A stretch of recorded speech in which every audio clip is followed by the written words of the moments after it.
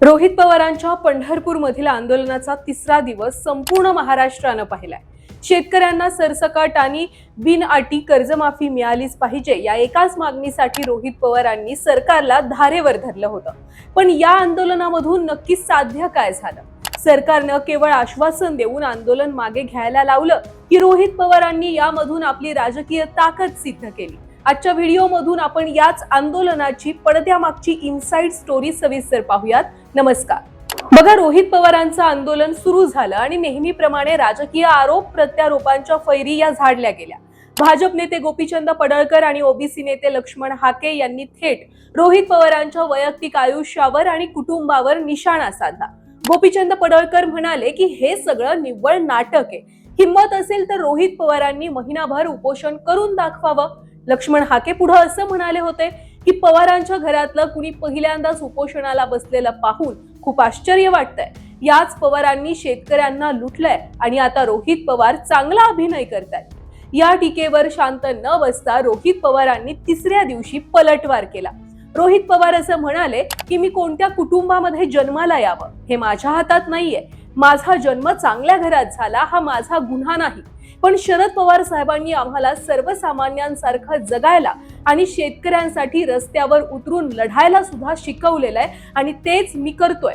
त्यामुळे भाजप नेत्यांनी माझी उणीधुणी काढू नयेत या एकाच विधानानं रोहित पवारांनी विरोधकांना चोख प्रत्युत्तर दिलं। याच आंदोलनादरम्यान दोन गोष्टी सोशल मीडियावर बघा प्रचंड गाजल्या।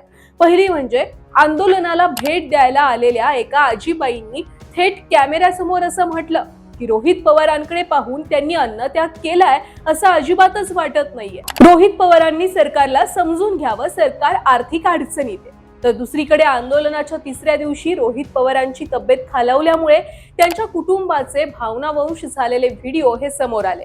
राजकीय वर्तुळात या दोन्ही घटनांमुळे आंदोलनाची चर्चा अधिक तीव्र झाली। आता मुख्य प्रश्न असा आहे की मूळ मागणी पूर्ण झाली का? तर नाही।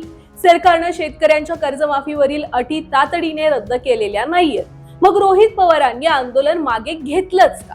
तर याचं कारण ठरलं सरकारची मध्यस्थी। सरकारने संकटमोचक मंत्री गिरीश महाजन स्वतः पंढरपुरात पाठवले।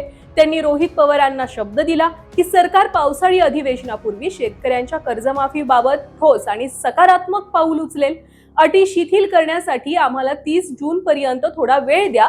या लेखी आणि तोंडी आश्वासनानंतर रोहित पवारांनी आपलं आंदोलन स्थगित केलं। आता काहींच्या मते सरकारनं मनोज जरांगे पाटील यांच्याप्रमाणे रोहित पवारांना सुद्धा केवळ आश्वासन देऊन तात्पुरतं बाजूला केलंय, पण वस्तुस्थिती वेगळी आहे। जर हे आंदोलन आणखी 2 दिवस चाललं असतं तर सरकारची मोठी कोंडी झाली असती, यामध्ये शंका नाहीये। बघा, राज्यभरातून शेतकरी पंढरपुरात गोळा व्हायला सुरुवात झालेली होती। रोहित पवारांची तब्येत बिघडली असती तर कायदा सुव्यवस्थेचा प्रश्न हा निर्माण झाला असता। आणि सर्वात महत्त्वाचं म्हणजे स्वतः शरद पवार हे जर आंदोलनामध्ये उतरले असते तर याला संपूर्ण महाराष्ट्रामध्ये एक भावनिक वळण मिळालं असतं, जे सरकारला कधीच परवडणार नव्हतं। आणि म्हणूनच सरकारनं अगदी वेळेमध्ये हस्तक्षेप करून आंदोलन थांबवलं। भले शेतकऱ्यांच्या अटी या किंवा मागण्या या मान्य केल्या नाहीत, पण त्यावर सकारात्मक भूमिका आहे असं दाखवून दिलं।